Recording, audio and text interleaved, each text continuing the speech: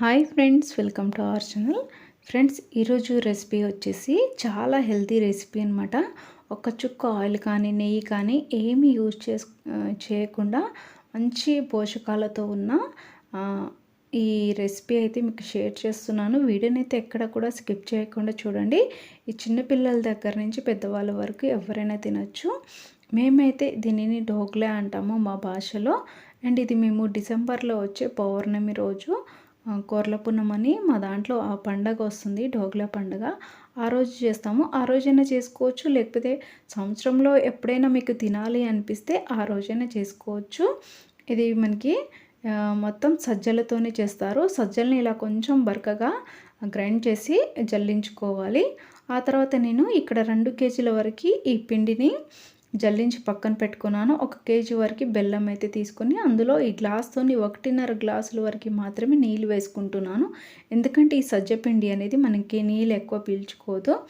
So ఇదనమాట. ఇది school పిండి అనమాట. మనకి అంగన్వాడీ స్కూల్లో ఇస్తారు కదా, ఆ పిండి అనమాట, బాలామృతము. అది కూడా కొంచెం వేస్తున్నాను.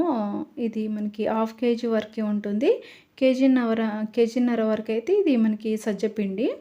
కావాలంటే మనకి సజ్జపిండిలో కొంచెం బియ్యమైన కలుపుకోవచ్చు, అది మన ఇష్టం అనమాట. ఇక్కడైతే మేము సజ్జపిండి ఆల్రెడీ ఇది వేస్తున్నాం, బాలామృతం వేస్తున్నాం కాబట్టి రెండింటిని కలిపేసి మిక్స్ చేసేస్తున్నాను. మీరు కావాలంటే ఓన్లీ సజ్జపిండితోనైనా చేసుకోవచ్చు, అది మన ఆప్షన్ అనమాట.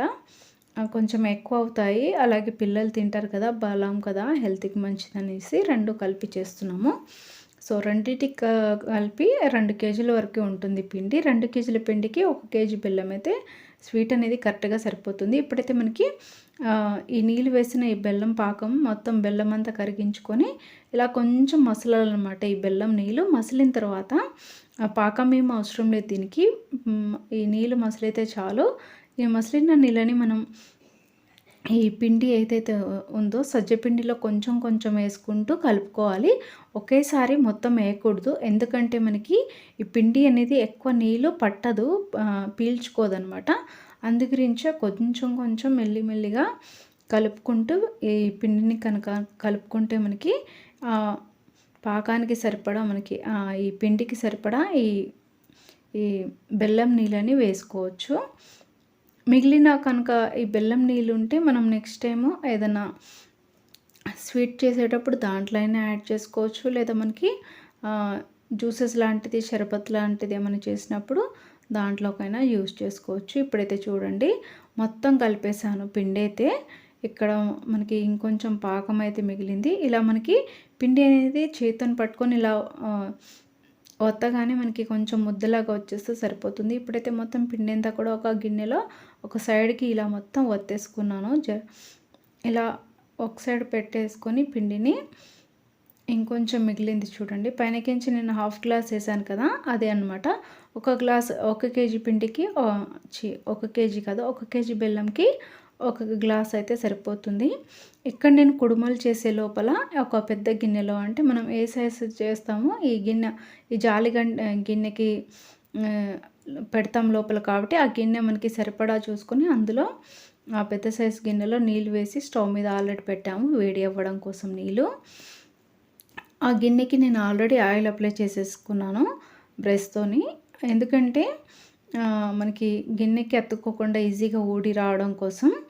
ఇక్కడైతే మనకి ఈ పాకం ఒకవేళ మనకి పిండి కొంచెం గట్టిగా ఉంది అనుకుంటే ఆ పాకాన్ని ఇలా చేతితోనే అద్దుకుంటూ మనం ఈ పిండిని సాఫ్ట్గా కలుపుకోవాలి. ఒకవేళ మనకి పిండి కొంచెం మెత్తగానే ముందే కలిపి పెట్టుకున్నాం అనుకోండి, ఈ పాకం అవసరం లేదన్నమాట.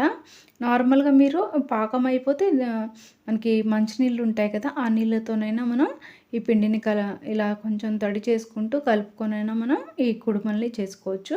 ఇలా పిండి మెత్తగా కలిపితేనే మనకి ఇవి కుడుమలు అనేవి పలకకుండా వస్తాయి. ఇలా కొంచెం కొంచెం కొంచెం చిన్న ముద్ద తీసుకొని పిండిని ఇలా మనం ఇక్కడ చూడండి వీటిలో చూపించిన విధంగా చేతితో ప్రెస్ చేసుకుంటూ మనం కొంచెం పొడుగ్గా కుడుమల్లాగా చేసుకుంటే మనకి ఈజీగా వచ్చేస్తుంది. ఎవరైనా చేసుకోవచ్చు, అంటే ఫస్ట్ టైం చేసే వాళ్ళైనా కూడా చాలా ఈజీగా చేసేస్తారు. మనకి చిన్నపిల్లలకి గోరుముద్దలు తినిపించేటప్పుడు ఏ విధంగా అయితే మనం చేతితోని పిసికి ఇలా పెడతామో సేమ్ అదే ప్రాసెస్ అనమాట. ఎవరైనా చేసేస్తారు. చిన్న పిల్లలు కూడా ఈజీగా చేసేస్తారు. అంత ఈజీగా ఉంటుంది ఈ రెసిపీ. మనకి ఇక్కడ అది ఇవి ఉడికించుకుంటాం కాబట్టి చాలా హెల్త్‌కి మంచిది. మనకి ఇందులో ఎలాంటి అంటే ఆయిల్ కానీ, నెయ్యి కానీ ఏమి యూజ్ చేయం కాబట్టి ఇది మనకి జీరో ఏంటి ఆయిల్ లెస్ అనమాట మొత్తము. ఇలా కొంచెం కొంచెం పిండి మొత్తం ఒకటేసారి కలపొద్దు. ఎందుకంటే మనకి చల్లగైన తర్వాత మనకి ఇది మొత్తం పలిగిపోతూ ఉంటుంది చేసేటప్పుడు.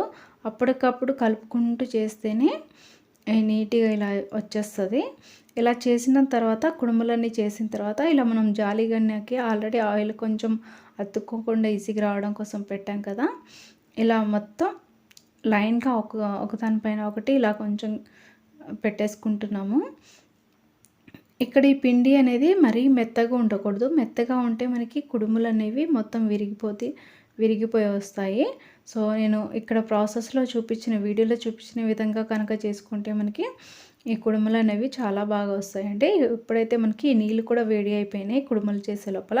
ఈ గిన్నెలో కుడుములన్నీ వేసేసి ఇప్పుడు మేము దీని పైనకించి పెట్టేస్తున్నాము. ఇప్పుడు నేను పెట్టిన జాలి గిన్నె అనేది ఇక్కడ సగానికి మాత్రమే వస్తుంది. నీళ్ళు కింద అడుగున ఉంటాయి. కింద మొత్తం అంటే గిన్నె అనేది పైన మూత పెట్టేసి ఒక 20 మినిట్స్ పాటు హై ఫ్లేమ్లో ఉడికించుకోవాలి. ఇక్కడ మనకి నీళ్ళు అనేవి ఎక్కువ వేయకూడదు. ఒక లీటర్‌న్నర వరకు అలా వేస్తే సరిపోతుంది. లేకపోతే మనకి జాలి గిన్నెకి పైన దాకా ఉడికేటట్టు అంటే పైన పొంగేటట్టు వేస్తే మొత్తం కుడుముల పైనకి వచ్చేసి నీళ్ళు కుడుములు అనేవి మెత్తగా వచ్చేస్తాయి అన్నమాట. ఇక్కడ నేను గిన్నె తీసి చూస్తున్నాను పైనకించి మూత ఉడికిందా లేదా. ఇలా నేను ఈ గుజ్జె స్పూన్‌తోని ఇలా పెట్టి చూసినా కూడా మనకి పిండి అనేది దానికి అతుక్కోకుండా నీట్‌గా వచ్చేస్తే మనకి కుడుములు ఉడికినట్టు. ఇలా చేతితోని ప్రెస్ చేస్తే మనకి గట్టిగా అయిపోతాయి అన్నమాట. మెత్తగా లేకుండా ఈ కుడుములు అనేవి గట్టి పడిపోతే మనకి కుడుములు ఉడికినట్టు. ఇప్పుడైతే నేను వీటిని స్టవ్ ఆఫ్ చేసేసి తీసేస్తున్నాను. ఒకవేళ మీకు ఏమైనా మెత్తగా అనిపించింది అనుకోండి, ఇంకొక 10 మినిట్స్ పాటు అట్లా ఉడికించుకోవచ్చు. నేను 25-20 మినిట్స్ పాటు అట్లా ఉడికించాను. ఎందుకంటే మనకి ఎక్కువ మొత్తంలో ఉంటే టైం ఎక్కువ పడుతుందన్నమాట. ఇప్పుడైతే నేను దీనిని ఉడికించిన గిన్నెల నుంచి తీసి పక్కన పెట్టేశాను. ఒక 2-3 నిమిషాల పాటు కొంచెం చల్లారనిచ్చి కొంచెం వేడిగా ఉన్నప్పుడే తీసేయండి. ఎందుకంటే వేడి మీద ఉన్నప్పుడు తీస్తే మనకి కొంచెం ఇరగకుండా నీట్‌గా వచ్చేస్తాయి. ఇప్పుడైతే ఒక 2 నేను తీసాను కదా! ఎక్కడ అతుక్కోకుండా నీట్‌గా వచ్చాయి. ఇక్కడైతే మేము ఈ కుడుముల పండుగ, డోగ్ల పండుగ అంటాము. డిసెంబర్ నెలలో మనకి పౌర్ణమి ఏ రోజైతే వస్తుందో ఆ రోజు చేసుకుంటాము.